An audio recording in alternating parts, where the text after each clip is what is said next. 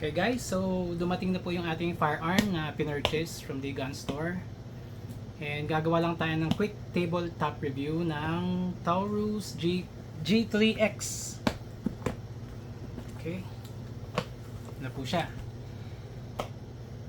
Ito na po yung package niya. So it comes with of course the manual. And then cleaning brush.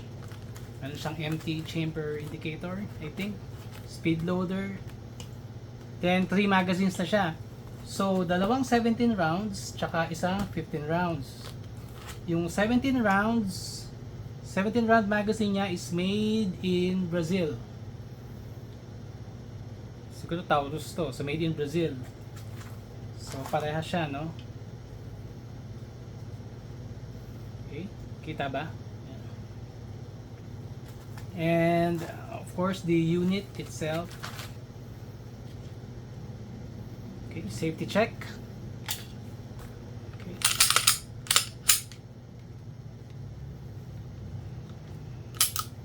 Okay, so ito yung 15 round magazine niya pala is actually made by Mec-Gar. Made in Italy, no? So ito yung itsura niya. So 15 rounds. And then yung 17 round magazine niya is ito po.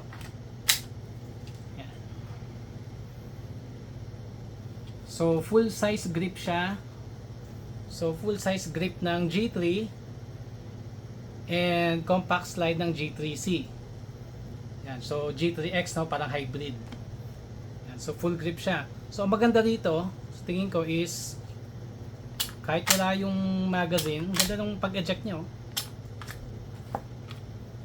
Kahit wala yung magazine niya is yung pinky natin, yung maliit na daliri, nasa grip pa rin, hindi siya yung nakalawit na unlike the G3C, siguro depende sa laki ng kamay, no? But I'm about 5'6", 160 pounds, so ayan po siya, full grip pa rin. So ayun, okay, of course 10-4 finish matte, and then yung stippling niya sa grip maganda, maganda yung texture sa kamay. Okay. Para siyang liha.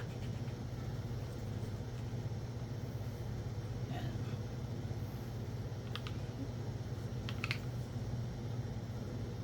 Of course, pagtanggal ng slide, para siyang Glock, no? So hilahin niyo lang. Pull down the lever, pull the trigger. Ano po siya? Malinis. So, lilinisin pa natin to siguro. Lagyan ng konting lulog natin ng konti, no? So, ang pagbalik is sorry. Yan. Okay. So, compared sa 1911, okay, 1911, safety check.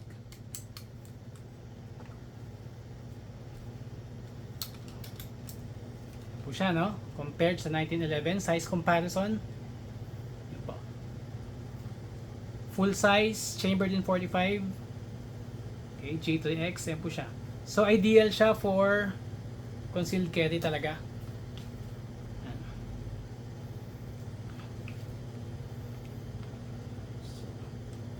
Perfect size for concealed carry. Okay, so that's it for now. Hindi ko pa siya natatry, no? Excited na ako dalhin sa firing range. So, gagawa na lang tayo ng separate video for that. Okay?